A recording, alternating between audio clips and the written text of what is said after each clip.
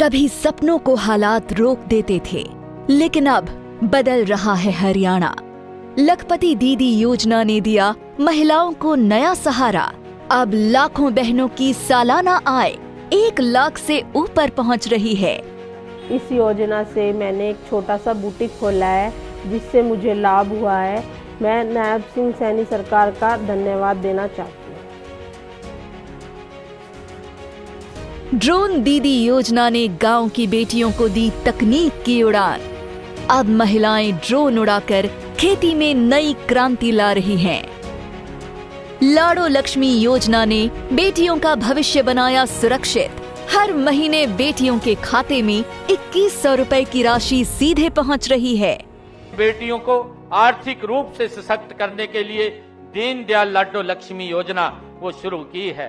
इसके तहत उन्हें हर माह 2100 रुपए की वित्तीय सहायता दी जा रही है। विकास में महिलाओं की भागीदारी सुनिश्चित करने के लिए हमने उन्हें पंचायती राज संस्थाओं में 50% प्रतिनिधित्व दिया है। बहन बेटियों को उच्च शिक्षा के देने के लिए प्रदेश में खोले गए 80 कॉलेजों में से 30 विशेष रूप से लड़कियों के हैं। आज पोस्ट ग्रेजुएट तक लड़कियों को मुफ्त शिक्षा दी जा रही है। मुख्यमंत्री विवाह शगुन योजना ने बेटियों की शादी में बढ़ाया सम्मान और सहयोग। अब 71,000 रुपए तक की शगुन राशि से बेटियों का विवाह हुआ और भी गरिमामयी। जब महिलाएं आत्मनिर्भर हों और बेटियां सुरक्षित, तभी सशक्त होगा हरियाणा। लेके आगे थे ये लोग। एक मिनट लेके आगे थे लोग। जी मुख्यमंत्री जी, एक मिनट जी मुख्यमंत्री जी।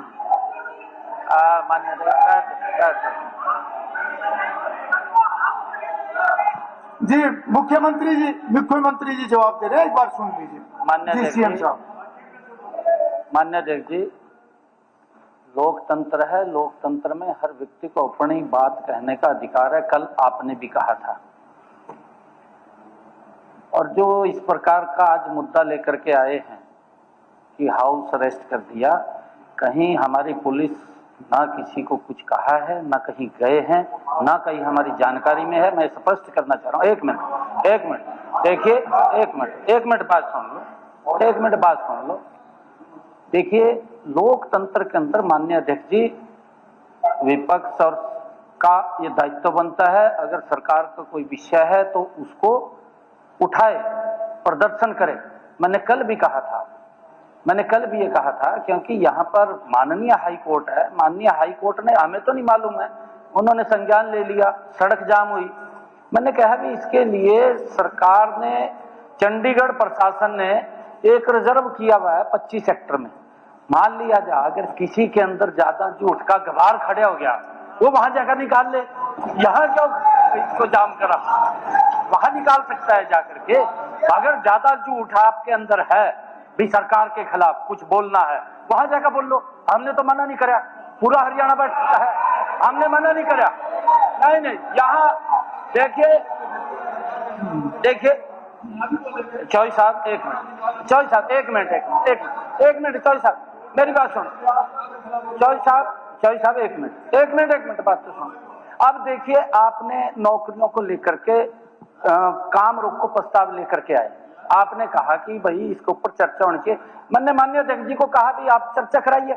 सरकार कहीं नहीं बाज रही है, चर्चा करने के लिए तैयार है, आप यहाँ से बोलिए। परंतु इस हाउस का एक कस्टोडियन के रूप में अगर कोई काम कर रहा है तो माननीय अध्यक्ष जी कर रहे हैं, इनके आदेश हैं, हम सब ने मानने पड़ेंगे, आपने भी मानने पड़ेंगे, हमें भी मानने पड़ेंगे। आप यहाँ जो मर्जी बोलिए, जो मर्जी कहिए, मैंने कहा था कोई दिक्कत नहीं है, परंतु रोकने का कोई सवाल नहीं है।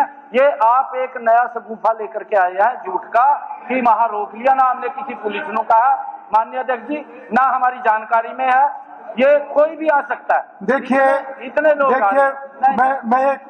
देखिए हुड्डा साहब, मैं एक बात कहना चाहता हूँ। ये सही है कि सभी सदस्यगणों को के अधिकार भी है, प्रिविलेजेस भी है। हमने कल भी उस बात के ऊपर चर्चा भी हुई है, मैंने भी अपनी बात रखी है।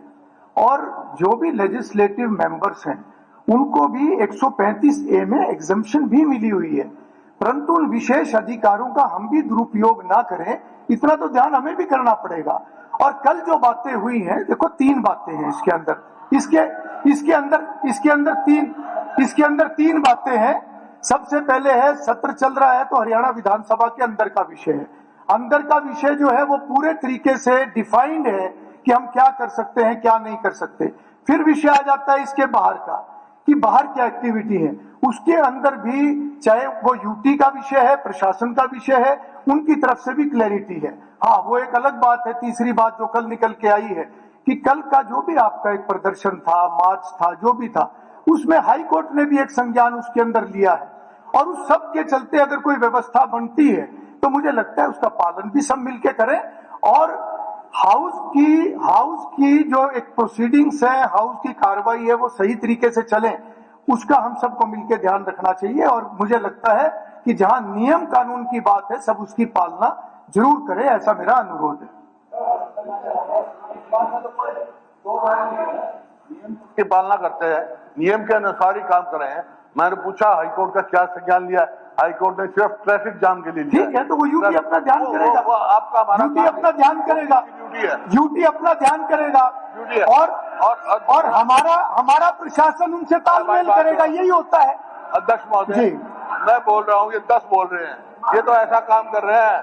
एक बेचारा अपनी लड़की के लिए लड़का तलाश करने गया, तो उसने पता किया, ये तो इस तरह काम कर रहे हैं। प्लीज 2 मिनट बैठ, हुड्डा साहब कोई बात कह रहे, मुझे पता क्या ये बात जगमोहन जी, इसलिए बात है क्या?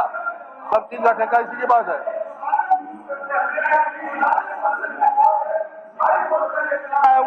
इस धरना प्रदर्शन की वजह से जाम हुआ है और डीजीपी को स्वयं तलब किया। ठीक है बैठिए। अध्यक्ष महोदय, ठीक है, नेता प्रतिपक्ष कुछ कह रहे हैं। जी जी, तो पता होना चाहिए। हाई कोर्ट की बता रहे हैं, मैं आज जितने हाउस में बैठे हैं, एक डॉक्टर कादयान को छोड़कर सबसे ज्यादा सीनियर एडवोकेट हूँ हाई कोर्ट में रहा हूँ 1976, समझे ना, इनको पता होना चाहिए ना। मैं ये कह रहा, ये एक चीफ मिनिस्टर जवाब दे रहे हैं, मैं इनसे बात कर रहा हूँ, ये जवाब दे रहे, उधर से बोल रहे, उधर से बोले, उधर से बोल रहे। एक वो देखो, वो खड़ा होगा। एक अपना बेचारा लड़की के लिए लड़का देखने जा रहा था, तो उसने देखा एक मकान में 6-7 भाई हैं, सारे कवारे हैं, तो उनको तो जानता नहीं था। पड़ोसी के पास चला गया, बोला भाई ये तेरे पड़ोस में 6-7 कवारे हैं, मैं लड़की के लिए लड़का देख रहा हूँ, ये जो कवारे हैं ये खानदान कैसा है इनका? बोला खानदान का तो बेरा नहीं भाई, ये 7 मालंग है, एक का नाम बाबू धर रहे, बाबू कौन सा है? कभी बराबर 3 मिनट खड़ा था, तुम खड़ा था 3 मिनट खड़ा था, एक का बाबू कौन सा है? नहीं, ये किस संदर्भ में आपने कहा है?